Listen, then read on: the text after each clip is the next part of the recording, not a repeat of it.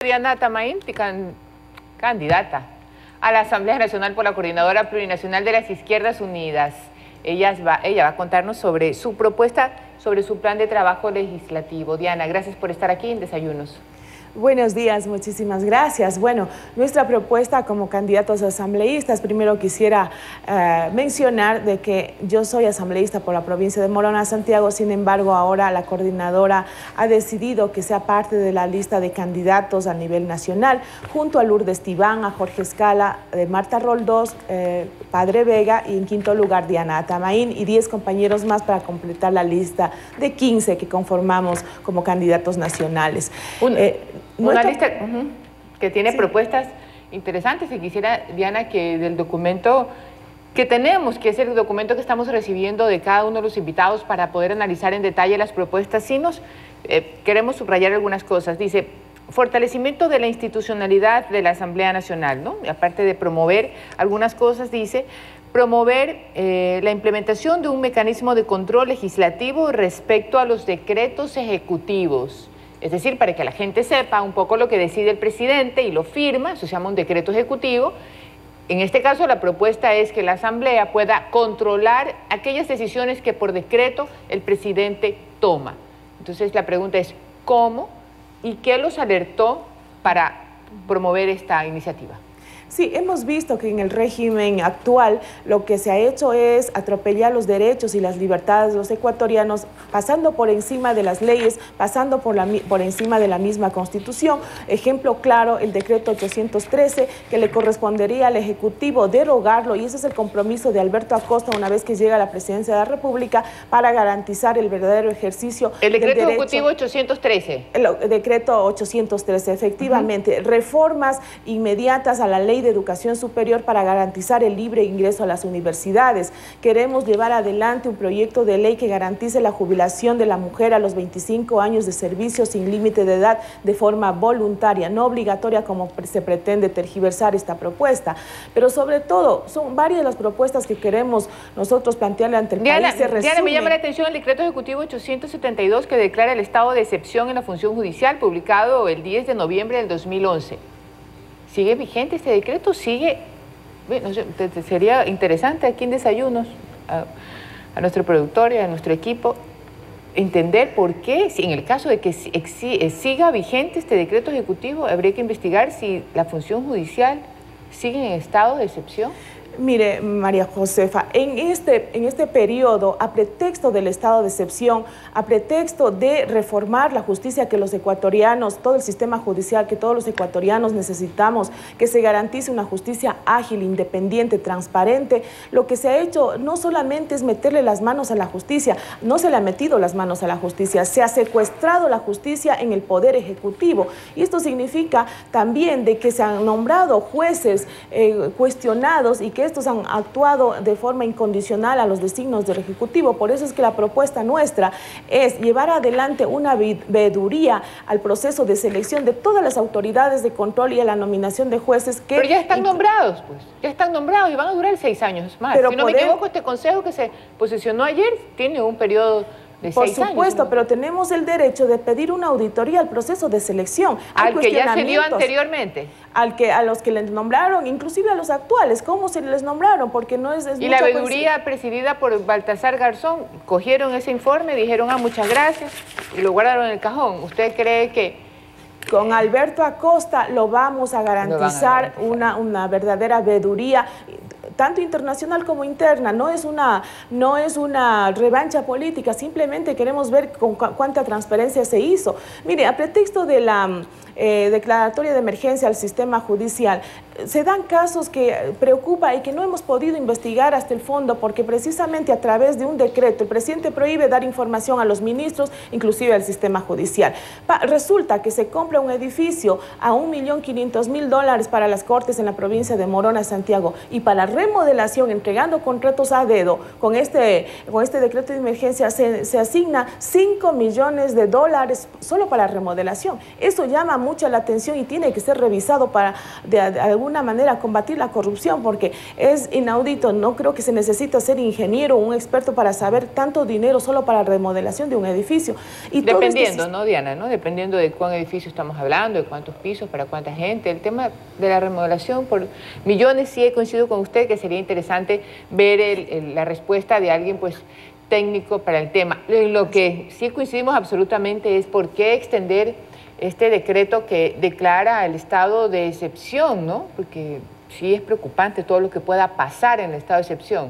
Inclusive no nos explican, en la misma Asamblea Nacional últimamente ya ha tenido una renovación, no sé ya qué número de renovación de estado de excepción en la Asamblea Nacional, no sé a qué le tienen miedo, a qué es lo que está pasando. A la manifestación seguramente, ¿no? Porque en un estado de excepción yo creo que hay algunas prohibiciones dependiendo de lo que en ese rato el Ejecutivo desee. Entonces lo que normalmente, lo que es la historia nos ha venido enseñando es que cuando los gremios de las grandes o de los grandes poderes del Estado, cuando tenían una independencia, pues manifestaban, protestaban, políticamente sí les ocasionaba algún temblorcito. Entonces seguramente, digo yo, será por eso.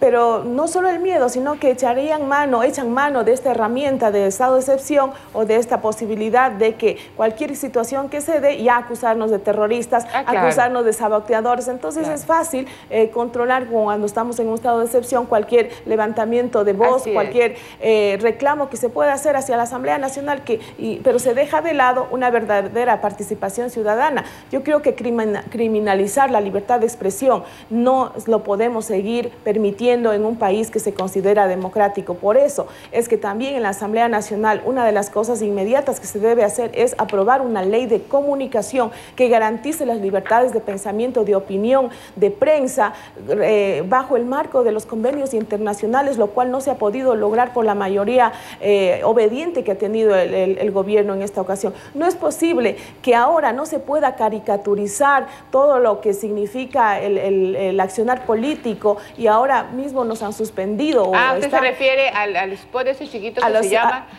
¿cómo es? El Reycito y su corte. Así es. O sea, la prohibición del Consejo Nacional Electoral no va más o lo mandaron a editar, a remodelar. No, han advertido que si sigue esa publicidad nos pondrían medidas de sanción, pero yo creo que así, por eso lo interesante de esto es revisar cómo se nombraron, cuál fue el procedimiento que se llevó para nombrar a estas autoridades de control.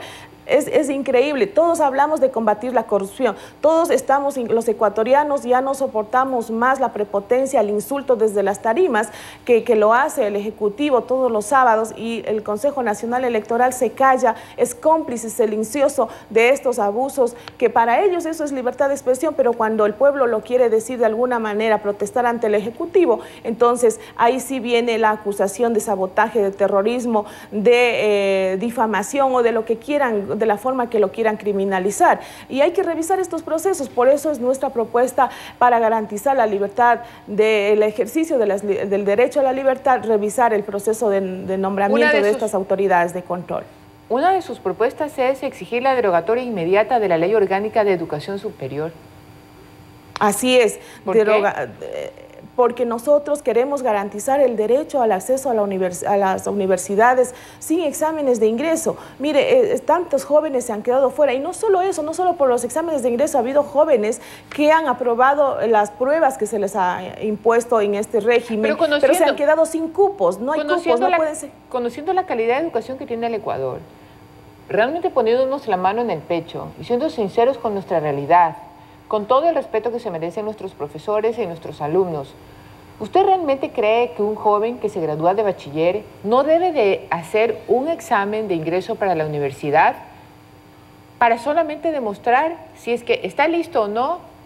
De lo contrario, entrar a un preuniversitario, a un curso de 4 o 5 meses en que se pueda nivelarlo. Ese es el punto. Yo creo que no debe ser una barrera para no poder ejercer el derecho a la educación, que es un derecho inclusive humano de todos los ecuatorianos y de los jóvenes. Yo creo que antes de ponerle trabas, antes de ponerle barreras a un joven que tiene aspiraciones de tener una carrera profesional universitaria, yo creo que se debe pensar en esas medidas precisamente de nivelación, de capacitación, y no solamente a nivel superior, superior, sino empezar a pensar un verdadero sistema de educación de calidad desde la niñez, desde los niños que van al primero de básica hasta salir con el estudio de bachillerato preparados. No es posible que la Amazonía y los sectores rurales sigan discriminados, donde no hay acceso a internet, no han podido ni siquiera mirar cómo es el sistema para inscribirse a dar el examen de ingreso actualmente. No podemos seguir permitiendo que la universidad espere que los estudiantes vayan a ellos. Las instituciones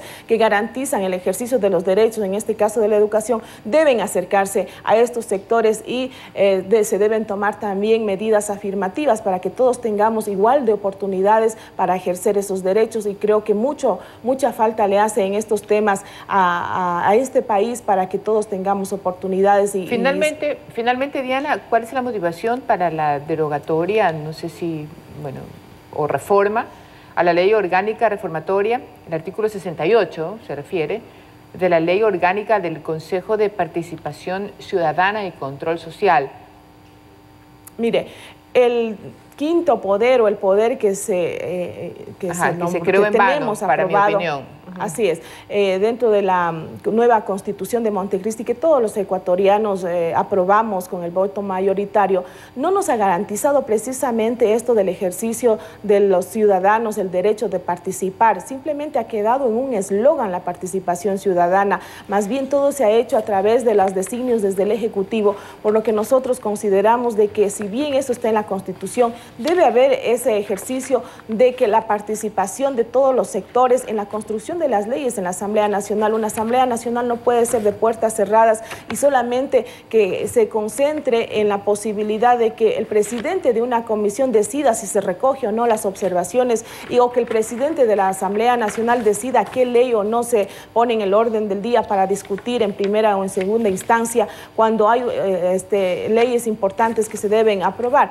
Mire, ya han pasado 4 años que por mandato popular se debían aprobar la ley de tierras, la ley de aguas, pero no pasa absolutamente nada. Hay un proyecto de ley de tierras que garantiza la tenencia a los campesinos para generar empleo, tenencia de tierras para trabajar, para cultivarlo, pero el Ejecutivo ahí sí no ha querido meterle las manos, porque necesitamos que el Ejecutivo tome la iniciativa para poner recursos a este proyecto de ley, porque eso le corresponde. Ya el presidente ha metido las manos por gente que le ha sido de lo más desagradecida. Yo creo que mejor hay que pedirle al presidente con mayor respeto que se las cuide.